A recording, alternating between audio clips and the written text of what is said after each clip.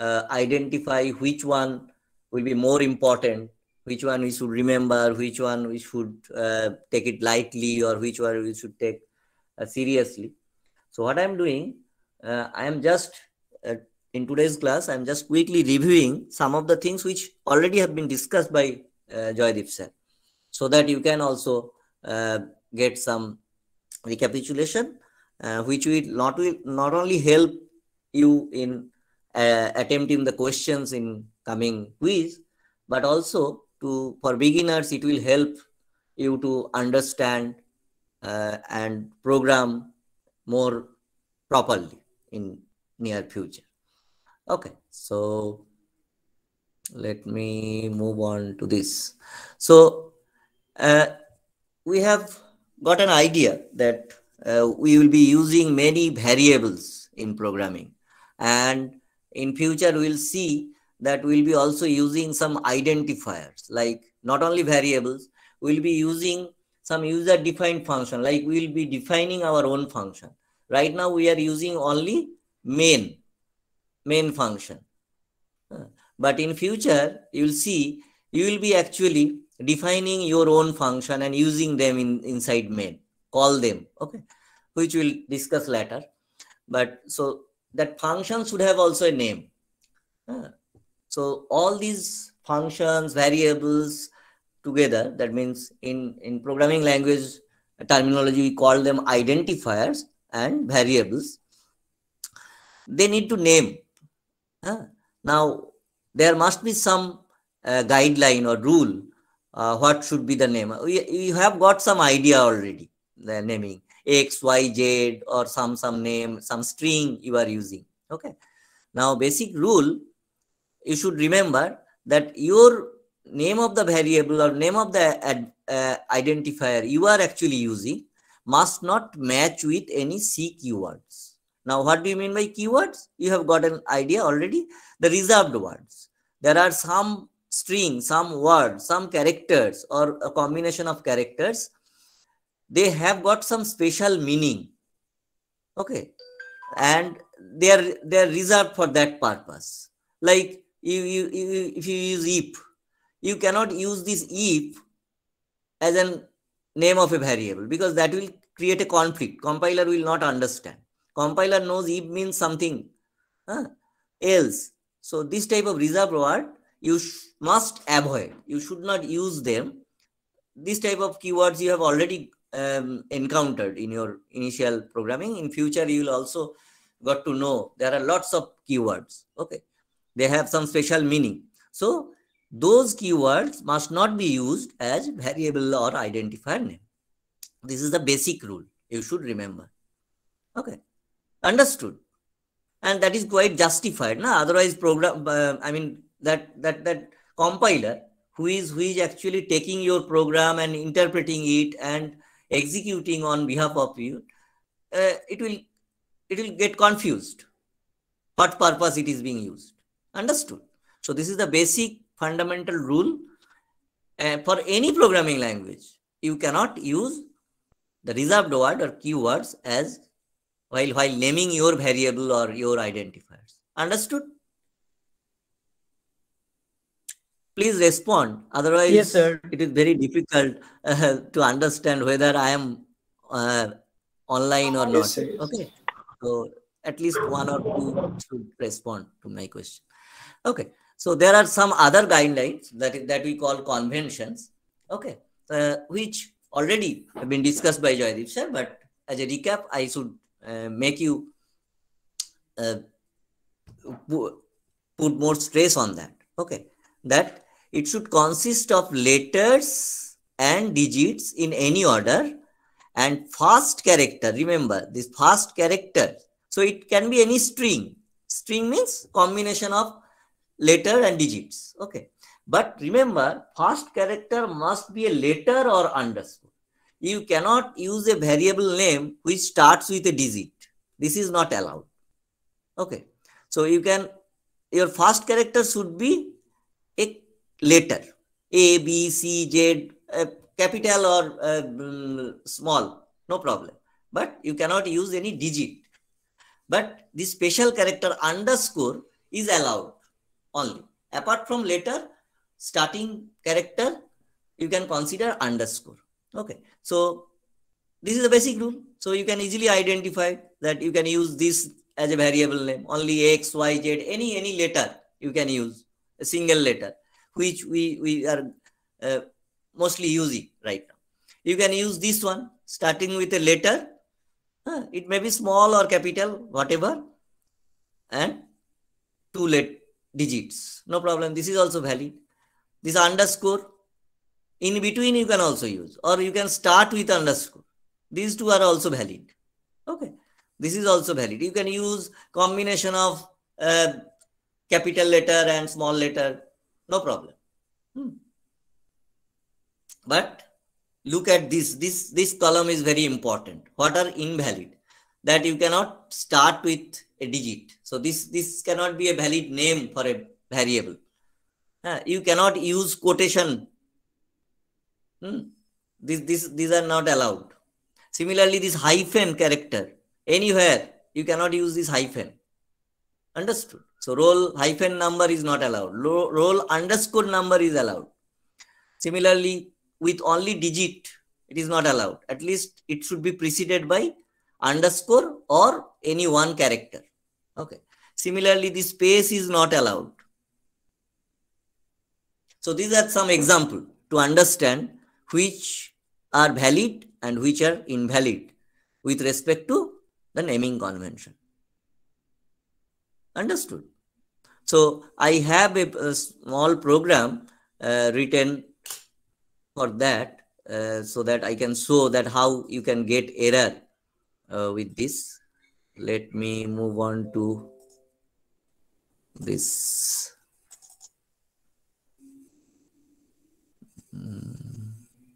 Naming convention.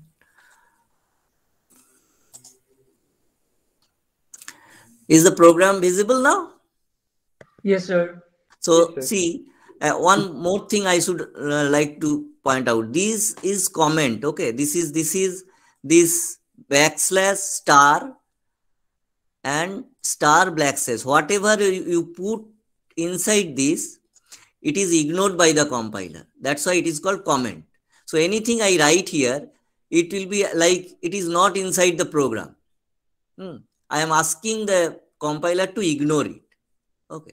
So my main program consists only now this line and this line, as if this is not there for compiler. I am just keeping it for future reference. Understood? So I have declared a variable like this, int x, not only x, I am using this quotation marks. Now when I try to compile this, it will generate an error. See, expected identifier before the string constant. Okay. So this is not a valid identifier. So this will generate this type of error. Just delete this quote. Okay. And save it.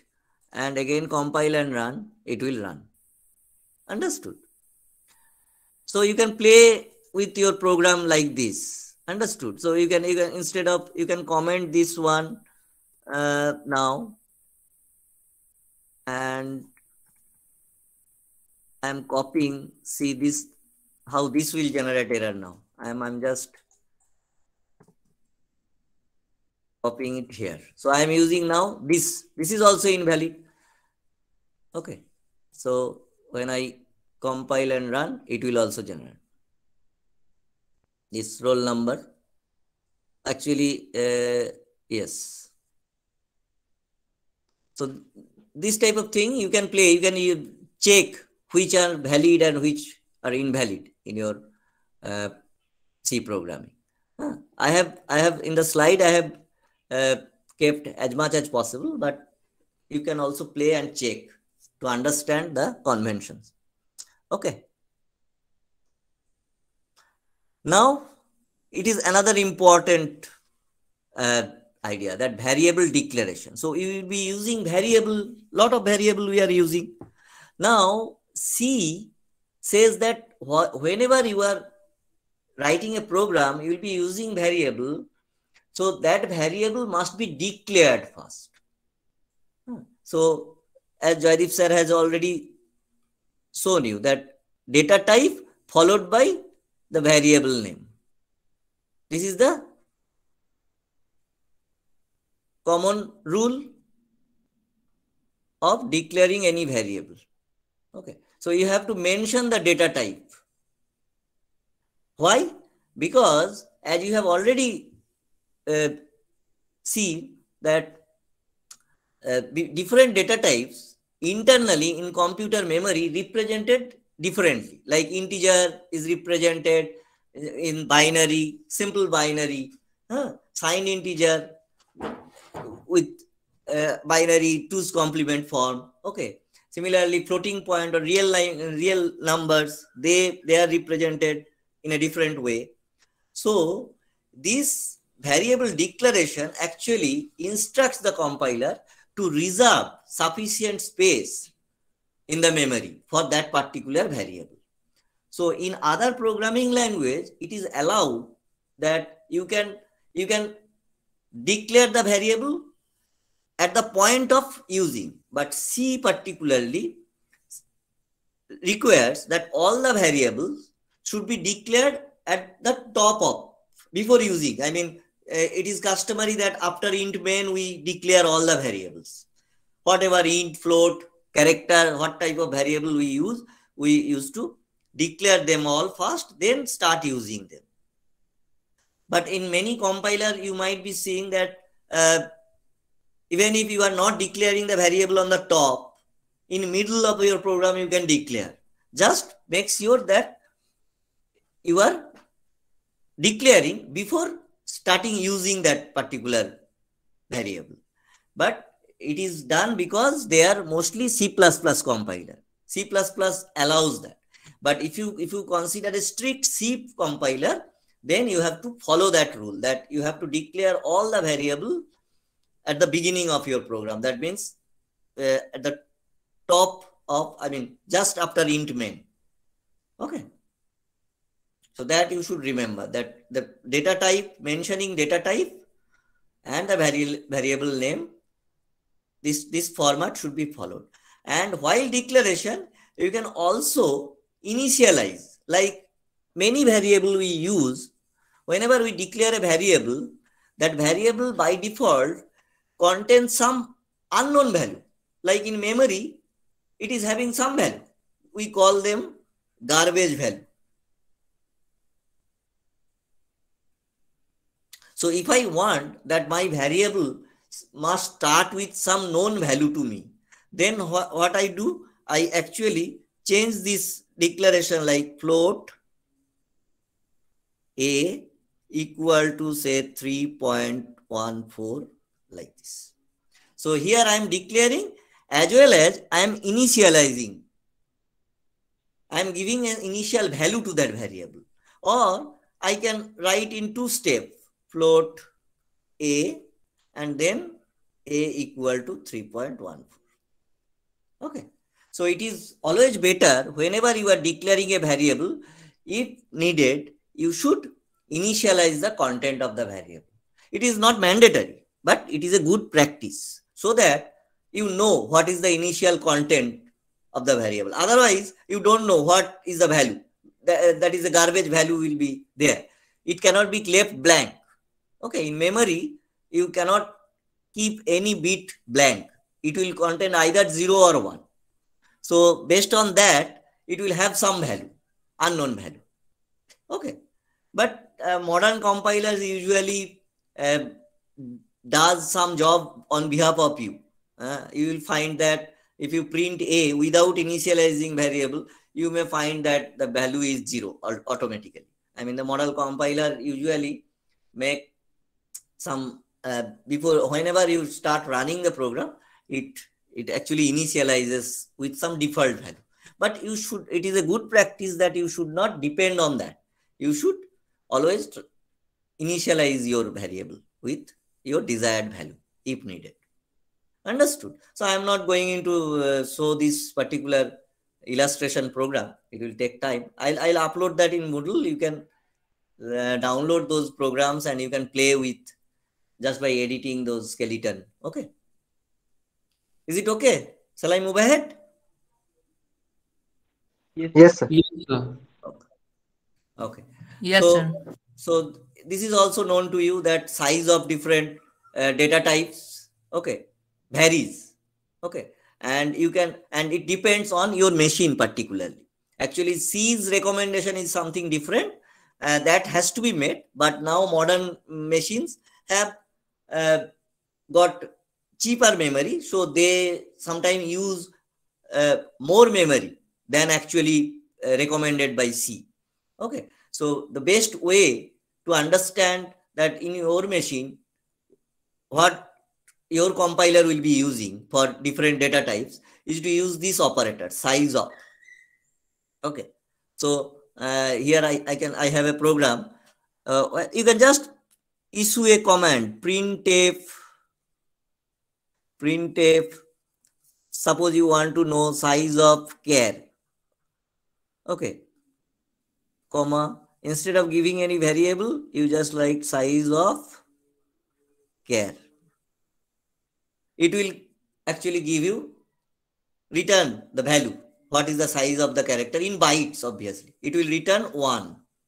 Okay, that means 1 byte or 8-bit is used to represent a character. As Joydeep sir has already illustrated several times, that character variable is stored as an integer, 8-bit integer, because it is actually inside memory. It is represented by an encoding procedure using the ASCII value.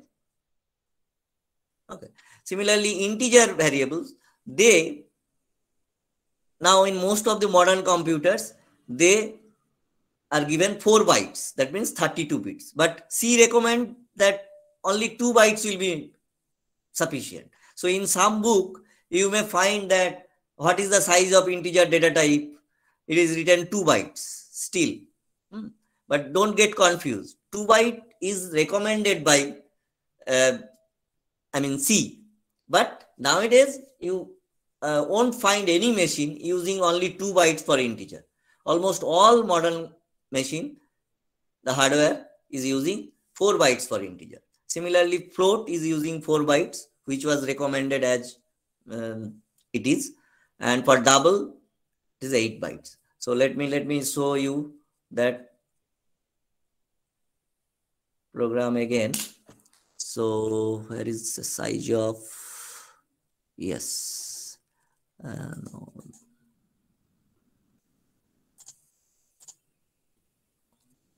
So see, in this program, what I have done, I've just issued several printf statement to understand what is the different size for different variable types or data types are used by my machine. Okay, I'm using like this. All the possible data types I have listed here. If I run this, it will give me like this: size of integer 4, size of float 4, size of double 8, size of char 1, size of sorting 2, everything. So you can also write similar program in your machine to check what your machine supports. Understood?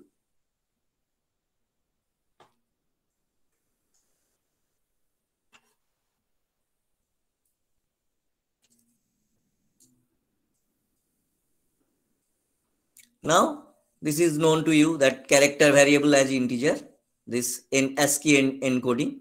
So, see, all the characters, like all the characters you see on your keyboard, all the characters, either printable or non-printable. Some non-printable character like, space. You cannot print space, blank space. Okay. So this is also character. Also, the digits that are placed, they are also considered as character. Okay. Now, each of these characters are encoded using some value, which is called ASCII value, and they are decimal, and decimal range is within 0 to 127. Okay. So 8-bit is sufficient to represent that. So as already you have come across that letter A, small a, what is the ASCII value? This is 97. So A is stored as a binary equivalent of 97. in the memory in 1 byte. Similarly, capital A is 65. So each of these characters has a corresponding ASCII value, and that is used to represent the character in the memory. That's why we can interchangeably use %C and %D with character variable. The format specifier, this is dedicated for integer, but if you use this for a floating type variable or any other type of variable, it will generate error. But you can use this %D with a character variable. Understood? Let me show you. Okay, this program. Let me show how this is happening.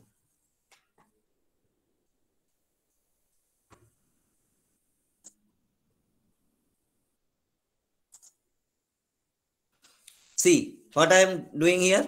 I have declared a character variable ch. I have declared an integer variable I. I have declared a float variable f and initialized with this value.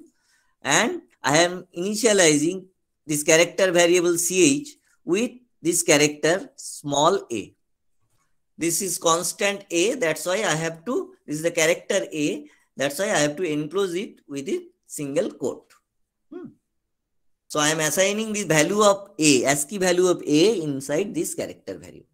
Now, since it is a character variable, so I will be using, it is quite obvious that I will be using this format specifier %C with ch. Now, you might expect that the next line will be generating error because I am using %D with ch, which is expected to generate an error, but it will not generate an error. It will print what it will do actually. Since characters variables are actually internally stored as integer, it will just give me the ASCII value of that. Instead of printing a, it will print 97. We'll see. When we'll run this program, we'll see. Okay.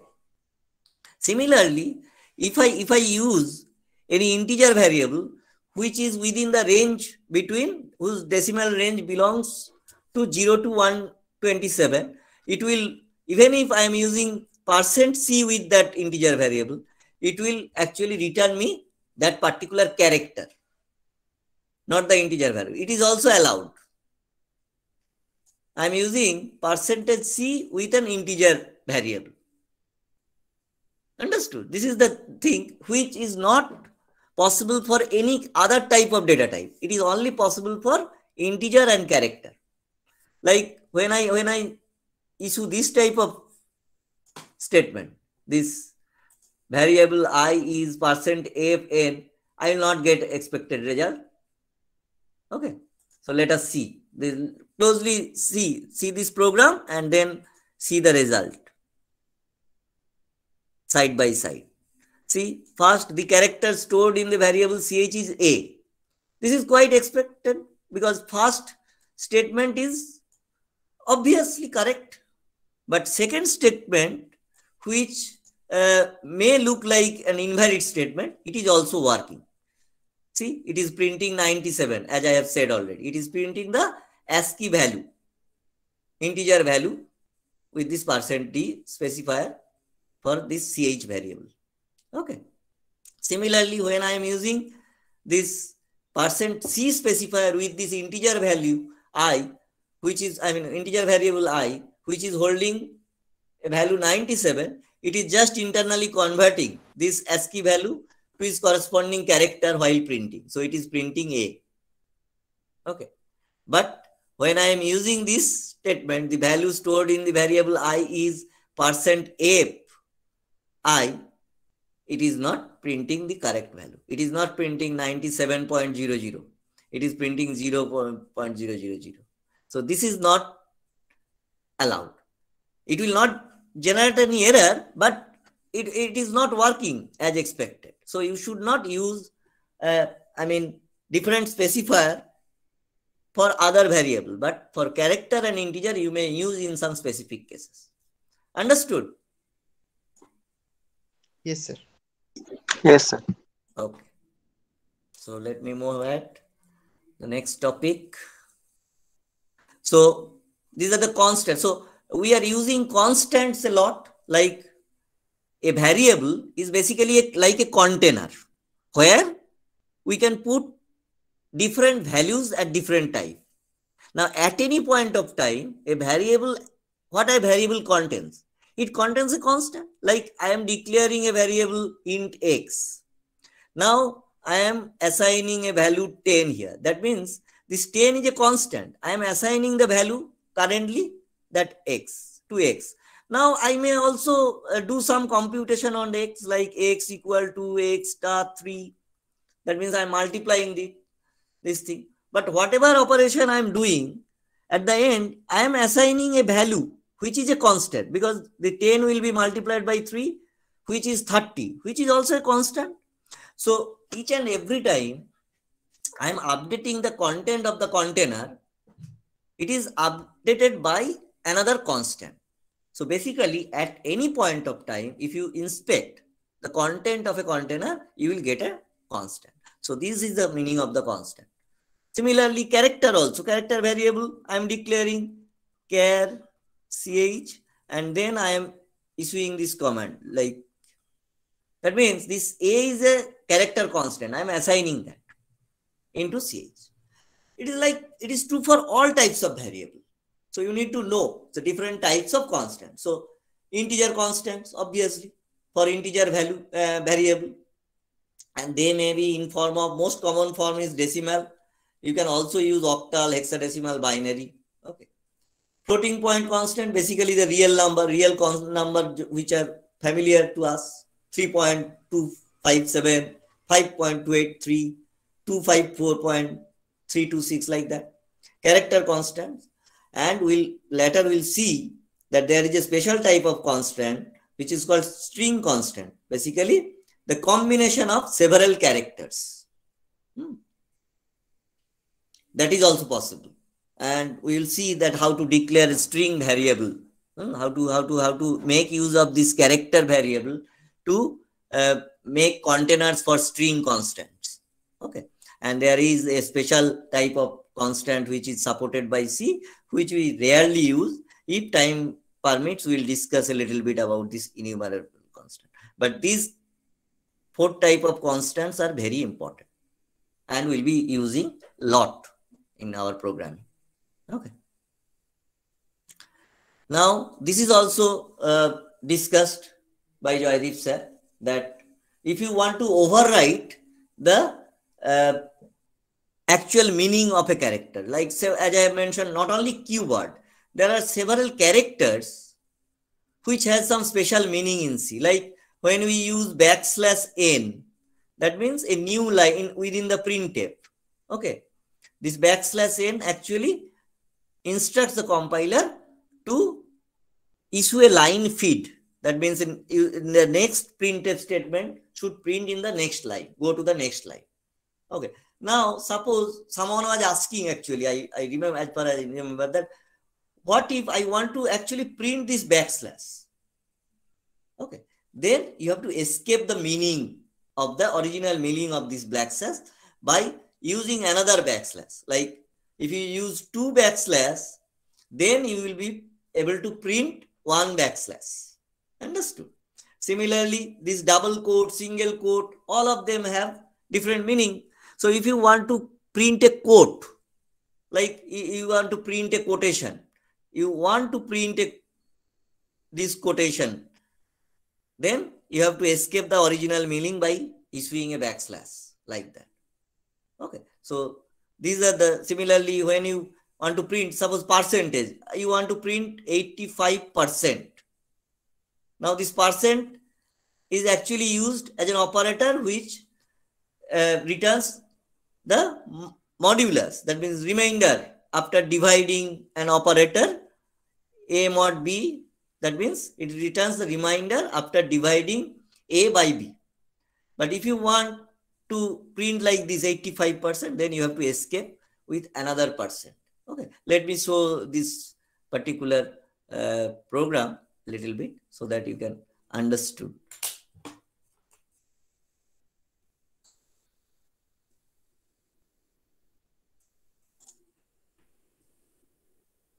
suppose I want to print this, I have got 80% marks. Now, if I write like simply like this, this percent will not be printed because it has some special meaning. This will just no compilation error, but percent will not be printed. It will be ignored by the compiler. Now, if I really want to print, I have got 80% marks, then I have to use this. Okay. So similarly, this backslash, if I want to print, I have to escape that with another backslash. Okay.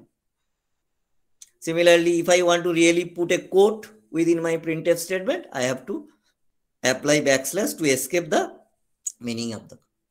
So let's see, let's execute and see whether it is behaving as expected. See, the first print statement, it is saying I have got 80 marks. So it is just removing that white space. This percent actually is removing the white space. But I want to print like the second line, which I am getting by issuing two modulus sign. Okay. So compiler to বড় করবেন? হ্যাঁ? So compiler একটু বড় করে দেখাবেন? এই রেজাল্টটা না? হ্যাঁ স্যার। রেজাল্টটা বড় করা যায় না রে। রেজাল্টটা এতে আমি দেখেছি বড় করা যায় না। আমি what I am doing, as I have said, I will upload all these programs which I have written along with the lecture material in Moodle. Okay. So you download those programs, compile in your machine, run them to check. Okay. Okay, sir. Along with that, you can edit. You have got a skeleton. You can also play with several new things which you want to check. Okay. That will help you.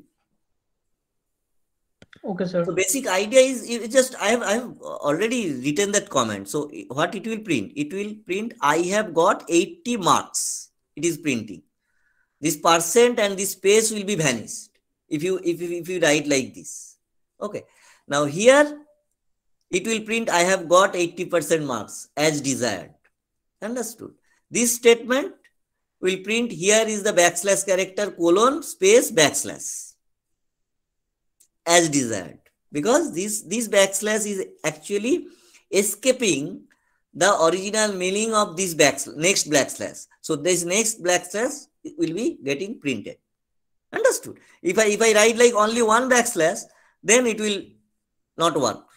I have to give two backslash. That's the point. Similarly, this quotation mark starts, I will never allow patriotism to triumph over humanity. Then quotation marks ends. Then hyphen Rabindranath Tagore. This way we used to print any quotation by some person. So exactly that will be printed if I am using this backslash, because this quotation within printf has some special meaning. Now this is required, but if I just miss this one, it will generate an error. I have to, because the next quotation I really want to print. That's why I am escaping that meaning with the backslash. Similarly, this quotation I want to print. That's why I am escaping this with a backslash. Whereas this quotation and this quotation, I am using them as the usual meaning. So I am not escaping them. Understood? So whenever I am using any character with their desired meaning, I mean with their assigned role by C, I don't need to escape. But whenever I want to use them differently, I have to escape. That is the main point you should remember. Understood?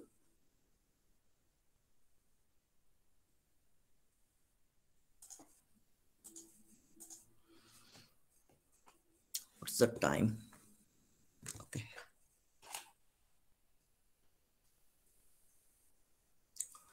So this is also this escape characters, escape sequence. I mean, this slide is important because you may not find the same behavior. All of you may not find the same behavior while printing some special characters. Okay. Because that may be due to the problem of display driver. So don't get, annoyed with this thing. This is also expected. Okay. So if you want to really print this type of special character, sometimes you may face problem. I mean, sometimes you may not get the desired result, but that is not very important because we will be rarely using this type of thing. Understood?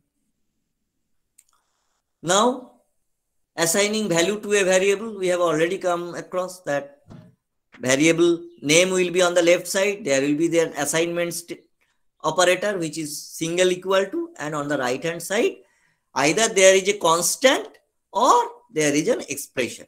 That expression may contain a large number of variables, operators, constants, everything. So this is the most general form.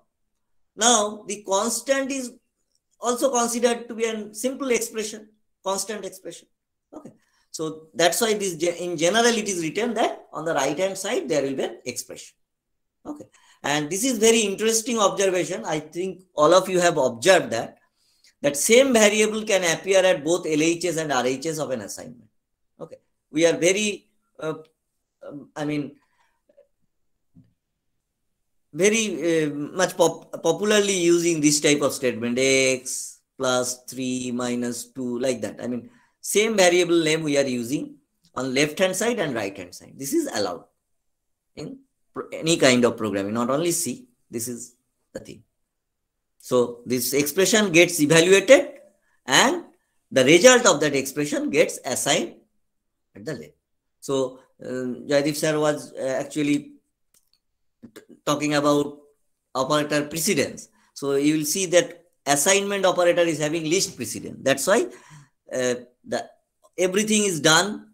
Then the final result gets assigned on the left hand side. So final value is going to replace the earlier value of this variable.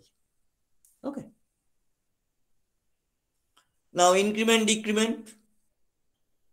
This is the special case of assignment operator, and these are the shorthand we have already discussed. We can write d equal to d plus 5, or alternatively this one, d plus equal to 5. Same thing. These two will do same work. Similarly, this one. So this shorthand notation you should get acquainted, because in many program which you will encounter, you will be finding they are using this thing. So initially we will recommend you avoid this shorthand notation. You just simply use this type of assignment. Okay. But whenever you will get comfortable with programming, then you can switch to this particular shorthand notations. Understood? Now, this plus operator, which we have already seen here, this type of increment just by 1 has a special shorthand notation. D plus plus means incrementing it by 1. Similarly, decrementing by only 1, D minus minus. Okay. This has some, confusing thing which you should know. Okay. So this plus can appear on before of the variable or after the variable. Both are doing the same when they are using in standalone mode. So these two shorthand are equivalent to this. Similarly, these two are equivalent to this. Okay. There is no difference between these two types of adjustment, like whether plus appears before D or plus appears after D, or minus appear before D or appear after D. Any one is simply replacing the corresponding increment. So there is no difference. But this is called pre-increment, this is called post-increment. Similarly, this is called pre-decrement, this is called post-decrement, depending on whether the operator is preceding the operand or coming after the operand. Okay. Now, then you may ask what is the use of these two? Since you are telling that both of them are behaving similarly, then what is the use of that? Now, this is very important.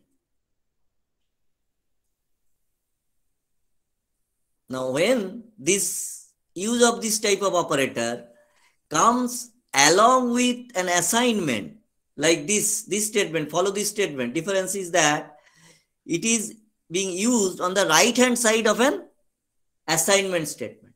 X equal to plus plus d. Earlier, only plus plus d, only d plus plus, only minus minus d, only d minus minus.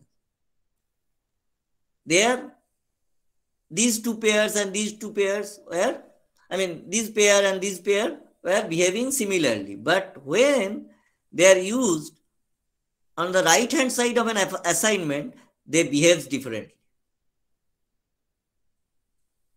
This is pre-increment, this is post-increment. What does that mean? So when you find x equal to plus plus d, now what will happen? This, suppose initial value of d was 5. Okay. Now here what will happen? First, the value of d will be incremented, like it will be incremented to 6, and that 6 will be assigned to x. So x will get the value 6 and d's current value will be also 6 after execution of this statement. But when we write x equal to d plus plus after this, then what will happen? The content of original d will be assigned to x. So x will get 5 first. Then, since it is a post increment, the content of d will be replaced by 6. So are you getting the difference? Yes, sir. Yes, sir. Okay. Similarly, the same thing will happen for decrement also. In pre-decrement, first the decrement operation will take place and then assignment will take place. So the x will get most updated value. But in post-decrement, first the assignment will be performed. So x will get the older value and d will be updated next. That is the difference. So this is very important while using this shorthand notation. Even if you are not using, if someone is using this type of thing and you are assigned a job of understanding that, or you have to modify that code, for that you should need to know that in standalone mode, this pre-increment and post-increment doesn't make any difference. But when they are used as a right side of an assignment statement, then their behavior is different. And you should remember how they behave. Okay. So this is already written. Value of d is incremented first and then the updated value is assigned to x. Older value of d is assigned to x first and then value is d. Whatever I have said, it is written. And to illustrate that more clearly, I am showing you this program which I have written for you. Okay. Let me, okay, this one pre.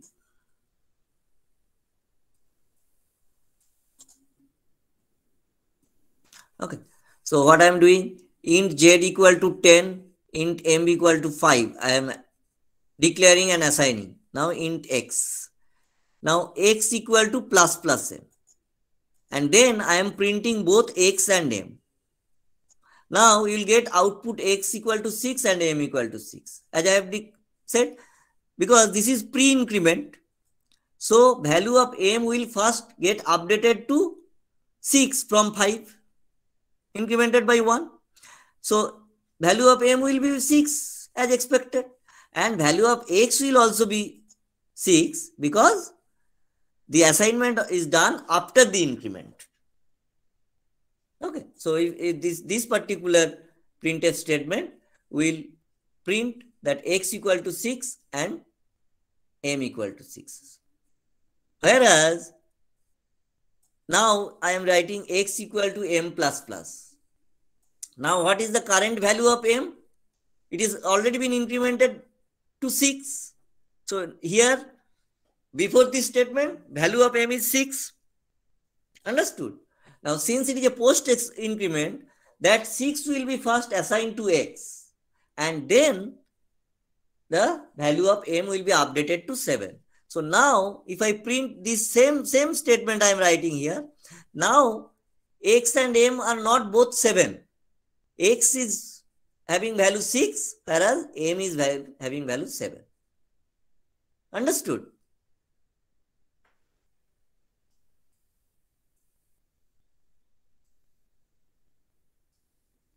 Yes, sir. Similarly, you look into this third statement, plus Yes, sir. m plus z.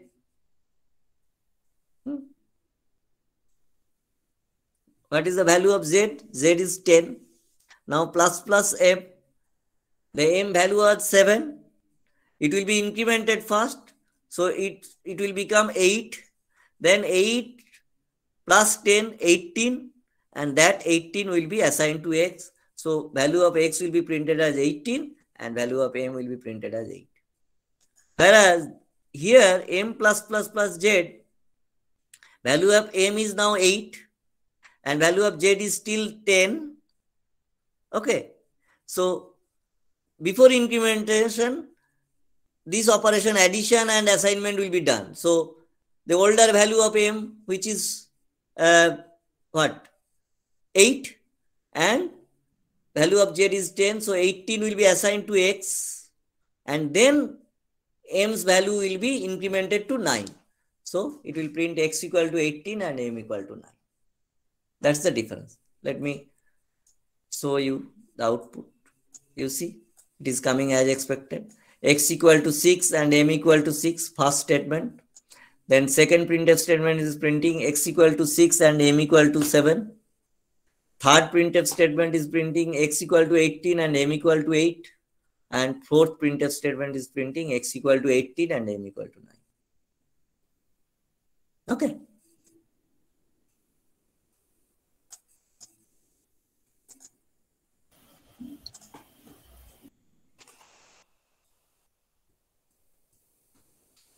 So this is done.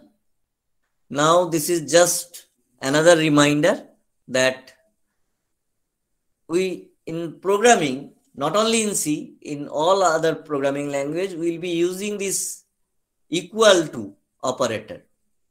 Single equal to and double equal to.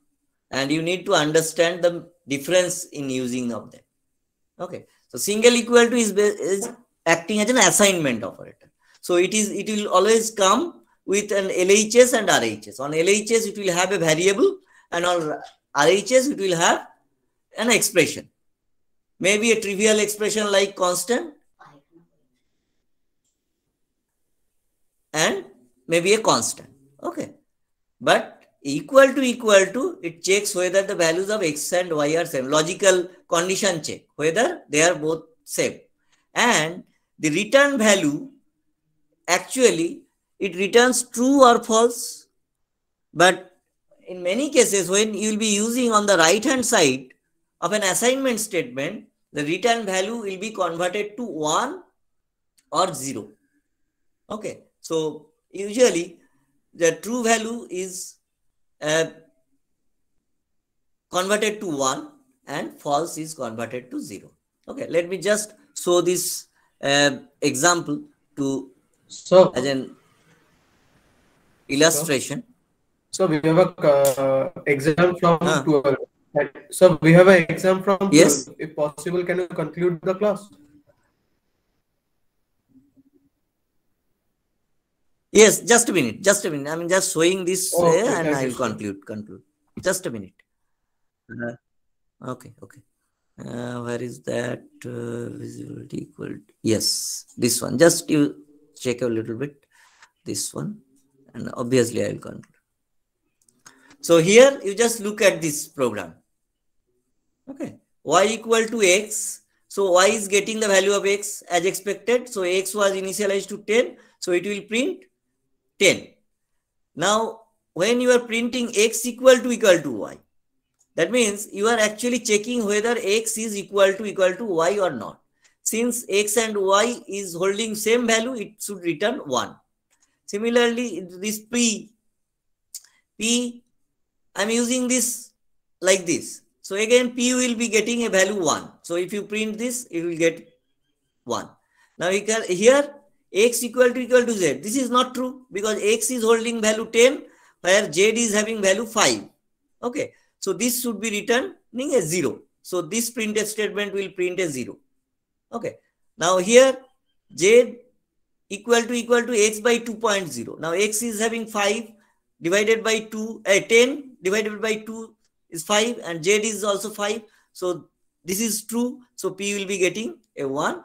So if you run this program, you will find this. See, the value of y, first statement is printing 10. Then the second statement 1. Then third statement is also 1. Now this statement, the fourth one, is printing a 0 because x is not equal to z. Okay. The last one is also returning a true. That's why it is printing a 1. Okay. So as you have an exam, so let me conclude today's session here. Okay.